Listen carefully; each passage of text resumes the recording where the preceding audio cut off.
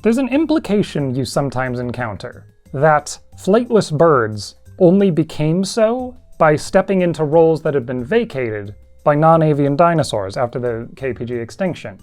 That was not a prerequisite. There are many birds that are secondarily flightless in the Mesozoic. The first known to humans were the seagoing Hesperornithians, which no one has sent us a toy of. They were originally thought to be crown birds because of the similarity of the roof of the mouth, the palate, but they are actually more basal. That was convergence. They are close. They're ornithurans. From the Cretaceous of Patagonia, we have Patagopteryx and Alamitos, which are terrestrial grouse-like flightless birds who branched off earlier than Hesperornithians, but not by much. From the Late Cretaceous European archipelago, we have the heavy ostrich-sized Gargantuaviids. Unfortunately, they are only known from pieces of the hip and sacrum, as well as some partial thigh bones and neck bones that are probably from these animals, so we don't know their role in the environment. Nor are we sure whether they're ornithurans, like the Hesperornithians, or enantiorniths, the opposite birds. We do know that they lost flight despite the threat of predation from dromaeosaurids, azhdarchids, and even abelisaurids in the west, which is also the case for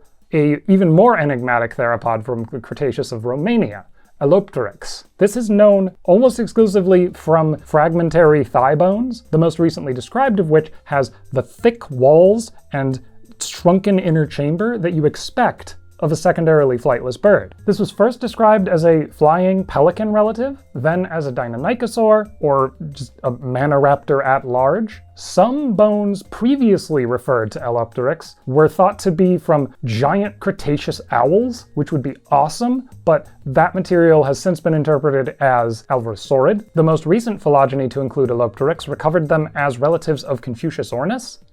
The describers of that most recent thigh bone thought that the way the leg worked implied that they probably had a long bony tail, not a short little rod. Whatever the case, they are the most basal animal of all of these, meaning that even with these scrappy fossils, we have 3 or 4 lineages of birds independently grounding themselves while their non-avian relatives were still kicking.